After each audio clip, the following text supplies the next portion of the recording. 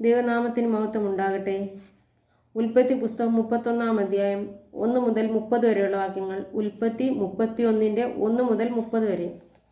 എന്നാൽ ഞങ്ങളുടെ അപ്പനുള്ളതൊക്കെയും യാക്കോബ് എടുത്തു കളഞ്ഞു. ഞങ്ങളുടെ അപ്പൻ്റെ വാഗ കൊണ്ടേ അവൻ ഈ ധനമൊക്കെയും സമ്പാദിച്ചു എന്ന് ലാബാന്റെ പുത്രന്മാർ പറഞ്ഞ വാക്കുകളെ അവൻ കേട്ടു. യാക്കോബ് ലാബാന്റെ മുഖത്ത് നോക്കിയാറെ അത് തൻ്റെ നേരെ മുമ്പേ ഇരിക്കുന്നത് പോലെയല്ല എന്ന് കണ്ടു. അപ്പോൾ യഹോവ യാക്കോബിനോട്, നിന്റെ പിതാക്കന്മാരുടെ ദേശത്തേക്കും നിന്റെ ചാർച്ചക്കാരുടെ അടുക്കലേക്കും മടങ്ങിപ്പോക, ഞാൻ നിന്നോടുകൂടെ ഇരിക്കുമെന്ന് അരുളി ചെയ്തു. യാക്കോബ് ആളയച്ചു. റാഹേലിനെയും ലേയെയും വയലിൽ തൻ്റെ ആട്ടിൻകൂട്ടത്തിൻ്റെ അടുക്കൽ വിളിപ്പിച്ചു. അവരോട് പറഞ്ഞതേ, നിങ്ങളുടെ അപ്പൻ്റെ മുഖം എൻ്റെ നേരെ മുമ്പിലത്തെ പോലെയല്ല എന്ന് ഞാൻ കാണുന്നു. എങ്കിലും എൻ്റെ അപ്പൻ്റെ ദൈവം എന്നോടുകൂടെ ഉണ്ടായിരിക്കുന്നു. നിങ്ങളുടെ അപ്പനെ ഞാൻ എൻ്റെ സർവ്വബലത്തോടും കൂടെ സേവിച്ചു എന്ന് നിങ്ങൾക്ക് തന്നെ അറിയാമല്ലോ. നിങ്ങളുടെ അപ്പനോ എന്നെ ചതിച്ചു, എൻ്റെ പ്രതിഫലം 10 പ്രാവശ്യം മാറ്റി. എങ്കിലും എന്നോട് ദോഷം ചെയ്യുവാൻ ദൈവം അവനെ സമ്മതിച്ചില്ല. പുള്ളിയുള്ളവൻ നിന്റെ പ്രതിഫലമായി തീരട്ടെ എന്നവൻ പറഞ്ഞു. എങ്കിൽ കൂട്ടമൊക്കെയും പുള്ളിയുള്ള കുട്ടികളെ പെറ്റും. വരയുള്ളവൻ നിന്റെ പ്രതിഫലമായിരിക്കട്ടെ എന്നവൻ പറഞ്ഞു. എങ്കിൽ കൂട്ടമൊക്കെയും വരയുള്ള കുട്ടികളെ പെറ്റും. ഇങ്ങനെ ദൈവം നിങ്ങളുടെ അപ്പൻ്റെ ആട്ടിൻകൂട്ടത്തെ എടുത്ത് എനിക്കും തന്നിരിക്കുന്നു. ആടുകൾ ചനിയേൽക്കുന്ന കാലത്ത് ഞാൻ സ്വപ്നത്തിൽ ആടുകളിന്മേൽ കയറുന്ന മുട്ടാടുകൾ വരയും പുള്ളിയും മറവുമുള്ളവയെന്ന് കണ്ടു.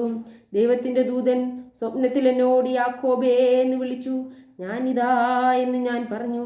അപ്പോൾ അവൻ, നീ തലപൊക്കി നോക്കുക, ആടുകളുടെ മേൽ കയറുന്ന മുട്ടാടുകളൊക്കെയും വരയും പുള്ളിയും മറവുമുള്ളവയല്ലോ. ലാബാൻ നിന്നോട് ചെയ്യുന്നതൊക്കെയും ഞാൻ കണ്ടിരിക്കുന്നു. നീ തൂണിനെ അഭിഷേകം ചെയ്യുകയും എന്നോട് നേർച്ച നേരുകയും ചെയ്ത സ്ഥലമായ ബേഥേലിൻ്റെ ദൈവമാകുന്നു ഞാൻ. ആകയാൽ നീ എഴുന്നേറ്റ് ഈ ദേശം വിട്ടു നിന്റെ ജന്മദേശത്തേക്ക് മടങ്ങിപ്പോക എന്ന് കൽപ്പിച്ചിരിക്കുന്നു. റാഹേലും ലേയും അവനോട് ഉത്തരം പറഞ്ഞതേ, അപ്പൻ്റെ വീട്ടിൽ ഞങ്ങൾക്കിനി ഓഹരിയും അവകാശവുമുണ്ടോ? അവൻ ഞങ്ങളെ അന്യരായിട്ടല്ലയോ വിചാരിക്കുന്നത്? ഞങ്ങളെ വിറ്റുവിലയും എല്ലാം തിന്നു കളഞ്ഞുവല്ലോ. ദൈവം ഞങ്ങളുടെ അപ്പൻ്റെ പക്കൽ നിന്ന് എടുത്തു കളഞ്ഞ സമ്പത്തൊക്കെയും ഞങ്ങൾക്കും ഞങ്ങളുടെ മക്കൾക്കും ഉള്ളതല്ലോ. ആകയാൽ ദൈവം നിന്നോട് കൽപ്പിച്ചതൊക്കെയും ചെയ്തുകൊള്ളുക. അങ്ങനെ യാക്കോബ് എഴുന്നേറ്റ് തൻ്റെ ഭാര്യമാരെയും പുത്രന്മാരെയും ഒട്ടകപ്പുറത്ത് കയറ്റി. തൻ്റെ കന്നുകാലികളെയൊക്കെയും താൻ സമ്പാദിച്ച സമ്പത്തൊക്കെയും താൻ പാദനാരാമിൽ സമ്പാദിച്ച മൃഗസമ്പത്തൊക്കെയും ചേർത്തുകൊണ്ട് കനാൻ ദേശത്ത് തൻ്റെ അപ്പനായ ഇസ്ഹാക്കിൻ്റെ അടുക്കൽ പോകുവാൻ പുറപ്പെട്ടു. ലാബാൻ തൻ്റെ ആടുകളെ രോമം കത്രിപ്പാൻ പോയിരുന്നു. റാഹേൽ തൻ്റെ അപ്പനുള്ള ഗ്രഹവിഗ്രഹങ്ങളെ മോഷ്ടിച്ചു താൻ ഓടിപ്പോകുന്നതേ യാക്കോബെ അരാമിനായ ലാബാനോട് അറിയിക്കായികയാൽ അവനെ തോൽപ്പിച്ചായിരുന്നു പോയതേ. അങ്ങനെ അവൻ തനിക്കുള്ള സകലവുമായി ഓടിപ്പോയി.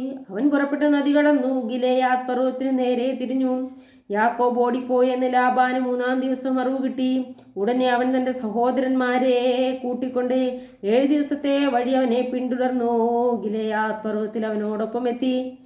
എന്നാൽ ദൈവം രാത്രി സ്വപ്നത്തിൽ അരാമിനായ ലാബാന്റെ അടുക്കൽ വന്നവനോട്, നീ യാക്കോബിനോടെ ഗുണമെങ്കിലും ദോഷമെങ്കിലും പറയാം തിരിപ്പാൻ സൂക്ഷിച്ചോളുക എന്ന് കൽപ്പിച്ചു. ലാബാൻ യാക്കോബിനോടെ ഒപ്പം എത്തി. യാക്കോബെ പർവ്വതത്തിൽ കൂടാരമടിച്ചിരുന്നു. ലാബാനും തൻ്റെ സഹോദരന്മാരുമായി ഗിലെയാദ് പർവ്വതത്തിൽ കൂടാരമടിച്ചു. ലാബാൻ യാക്കോബിനോട് പറഞ്ഞതേ, നീ എന്നെ കളിച്ച് പോയി കളയുകയും എൻ്റെ പുത്രിമാരെ വാളാൽ പിടിച്ചവരെ പോലെ കൊണ്ടുപോവുകയും ചെയ്യുന്നതെന്തേ?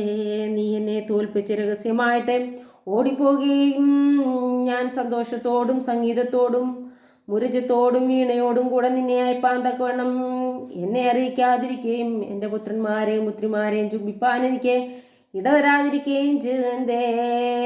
ദോഷമാകുന്നു നീ ചെയ്തതേ. നിങ്ങളോട് ദോഷം ചെയ്യുവാൻ എൻ്റെ പക്കൽ ശക്തി ഉണ്ടെങ്കിലും നീ യാക്കോബിനോട് ഗുണമെങ്കിലും ദോഷമെങ്കിലും ചെയ്യാതിരിപ്പാൻ സൂക്ഷിച്ചുകൊള്ളുക എന്ന് നിങ്ങളുടെ പിതാവിൻ്റെ ദൈവം കഴിഞ്ഞ രാത്രി എന്നോട് കൽപ്പിച്ചിരിക്കുന്നു.